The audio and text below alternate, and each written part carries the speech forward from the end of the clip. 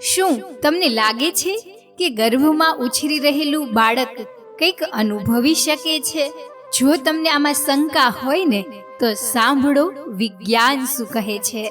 ગર્ભસ્થ શિશુ ચોથા મહિનાથી જ અવાજ સાંભળી શકે છે.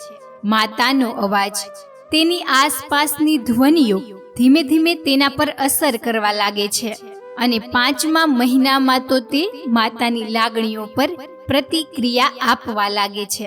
એટલે કે જો માતા તણાવમાં હોય તો ગર્ભમાં શિશુ પણ બેચેની અનુભવે છે અને જો માતા શાંત હોય તો શિશુ પણ શાંતિને ઊંડાણથી અનુભવે છે. આ જ તે સમય છે જ્યાં માતાના વિચારો, લાગણીઓ અને તેના કર્મ પણ ધીમે ધીમે તે નાનકડી આત્માની અંદર ઉતરવા લાગે છે. આ જ છે ગર્ભ સંસ્કાર, માતાની એક અદ્રશ્ય પાઠશાળા જ્યાં બાળક શીખવાનું શરૂ કરે છે. ન કોઈ પુસ્તક, ન કોઈ વર્ગખંડ, ન કોઈ બોલતા શબ્દો, ત્યાં હોય છે ફક્ત લાગણીઓ.